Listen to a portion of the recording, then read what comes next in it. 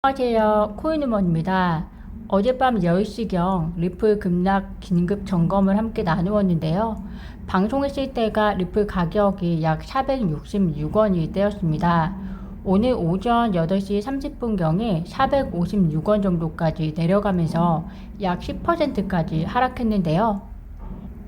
현재 4시간봉 기준으로 RSI 20을 찍고 471원 정도 가격이 형성되어 있습니다. 이렇게 급락의 현상이 벌어지면 투자에는 정답이 없는 만큼 많은 분들이 공포감을 느끼셨을 텐데요. 어제 말씀드린 것과 같이 현재 암호화폐 시장의 급락이 FOMC 의사록에 대한 매파적 발언으로 인한 급락이 사실이라면 가상자산의 변동성을 고려했을 때도 매파 발언의 여파치고는 조금 과한 급락으로 판단되는데요. 과한 급락일 때는 72시간 전후로 회복되는 경우도 있으니 매매에 참고하시길 바랍니다. 사실 발표된 7월 FOMC 회의록에서는 매파적 발언 말고도 분명히 경제활동과 인플레이션에 대한 영향을 평가해서 어느 시점에서는 적절하게 금리 인상을 낮출 것이다 라고 이야기도 함께 나왔습니다. 금리 인상은 9월에 예정되어 있기 때문에 아직까지 시간이 좀 남아있는데요. 이 점도 함께 참고하시면 좋을 것 같습니다. 다음 주에 중요한 경제지표 발표 및 연설 일정이 예정되어 있습니다. 8월 26일 금요일 개인소비지출 PC인데요. 이는 연준이 지난 FOMC에서 언급했듯이 CPI보다 더 중요하게 생각하는 물가지수입니다. 보시는 것처럼 아직까지 0.5% 금리 인상에 대한 기대가 59%로 0.75% 금리 인상에 대한 기대 41%보다 높은 수치인데요. 9월에 발표될 CPI 고용보고서와 함께 개인소비 지출 역시 금리 인상 결정에 지대한 영향을 주는 지표이기 때문에 참고하시면 좋을 것 같습니다. 그리고 동일해 미시간대 소비자 태도 지수와 더불어 미국 제롬 파월 연준 의장의 잭슨 홀 미팅 연설이 예정되어 있습니다. FOMC 의사록 공개 이후 파월의 연설을 통해 향후 금리 인상에 대한 내용을 예측해 볼 수 있기 때문에 이 또한 주의 깊게 봐주시면 좋을 것 같습니다. 얼마 전에 콘텐츠에서도 보여드린 것과 같이 비탈릭이 리플 XRP는 보호받을 권리를 잃었다고 이야기했습니다. 이후 리플 커뮤니티를 포함해서 리플 관계자의 적어도 제가 보기에는 합리적인 비난이 이어졌는데요. 코인텔레그래프가 이 사건을 계기로 진행한 투표가 매우 인상 깊었는데요. 보시는 것과 같이 어떤 토큰의 프로젝트를 지원하겠느냐는 것이었는데요. 13,284명이 참여를 했고 당당히 리플 XRP가 투표에 참여한 사람들 중에서 82%의 선택을 받았습니다. 놀라운 숫자인데요. 물론 이 숫자가 전문적인 여론조사 채널을 통한 결과가 아니기 때문에 확대 해석하기는 그렇지만 리플 XRP에 대한 선호도는 전 세계적으로 높다라고 말씀드릴 수 있을 것 같습니다. 이 투표 결과에 대해서 리플 최고 기술 책임자 슈워츠가 트윗을 남깁니다. 나는 사람들이 크립토 사이에서 선택하는 것을 원치 않는다. 나는 이더리움도 좋아하고 특히 작업 증명에서 트랜지션하고 있는 것을 좋아한다. 역시 대인배라는 생각이 들고요. 이런 사람이 리플의 원년 멤버로서 리플과 XRP의 가치를 만들고 있다는 생각을 하니 매우 든든하다는 생각이 듭니다.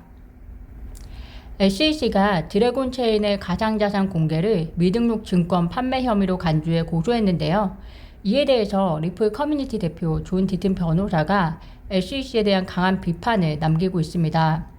드래곤 체인 사건은 SEC의 접근 방식에 위선과 광기를 보여주는 가장 좋은 예가 될 수 있다. 드래곤 체인 역시 이더리움 기반 토큰이다 라고 이야기하고 있는데요. 드래곤 체인 역시 이더리움 기반 토큰인데 왜 이더리움은 아무 문제가 없는지가 숨겨진 내용이라고 보여집니다. 덧붙여서 존 디트는 이것이 SEC가 하는 일이라고 하며 SEC의 플레이북이라는 표현을 썼습니다. 현재 저희 나라에서도 증권형 코인 등 암호화폐 규제와 관련해서 많은 이야기가 오고 있습니다. 얼마 전 기사에서는 한국의 암호화폐 규제는 미국과 중간의 사이 정도가 될 것이다 라고 보도되었었는데요. 현재 미국의 경우는 암호화폐 규제가 명확하지 않고 또 유럽의 경우는 미카가 있기는 하지만 아직 실행된 것이 아니고 또 모든 내용이 공개된 것이 아니라서 미국과 유럽의 중간이라는 것이 어느 정도일지 예측할 수는 없습니다. 그렇지만 분명 저희 나라에서도 관심이 많아지고 있는 것은 사실인데요. 이에 따라 얼마 전에 설문조사도 진행이 되었었는데요. 암호화폐 증권성 여부에 대한 생각을 묻는 질문이었습니다. 이 중에서 23.2%만이 암호화폐는 증권이다 라고 답변을 했는데요.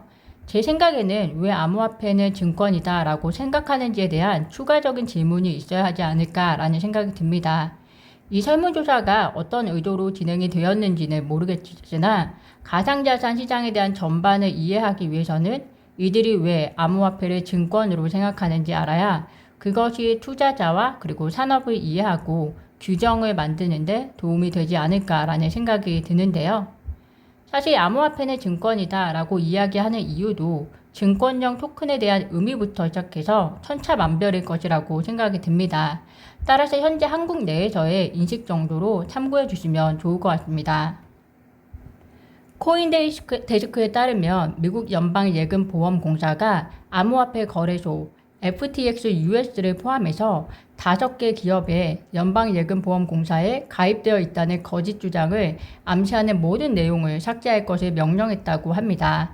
기관은 해당 기업들이 연방예금보험공사에 가입되어 있다고 거짓 주장함으로써 투자를 유도하고 있다고 설명했다고 하는데요.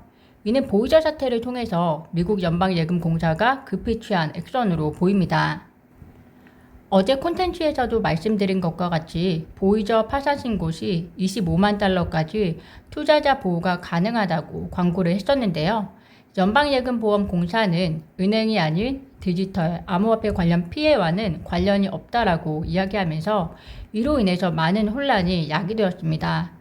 어쨌거나 예금처럼 투자자 보호를 받으려면 결국에는 제도권 안으로 들어가야 할 수밖에 없을 텐데요. 참 그렇게 되면 늘 딜레마인 게 탈중앙화와 모순이 생겨날 수밖에 없을 것 같습니다. 구독자분들은 이에 대해서 어떻게 생각하시나요? 저는 개인적으로 제도권이라는 것이 투자자를 보호하면서 가상자산의 본연의 유기적인 발전을 저해하지 말았으면 하는데요.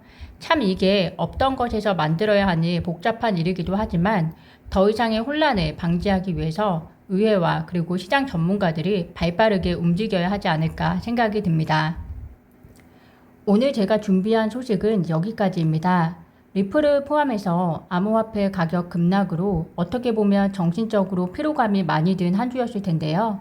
주말만큼은 편안한 시간이 되시기를 진심으로 바랍니다. 영상 시청 진심으로 감사드리며 구독과 좋아요, 알림 설정은 코인 우먼에게 큰 힘이 됩니다. 감사합니다.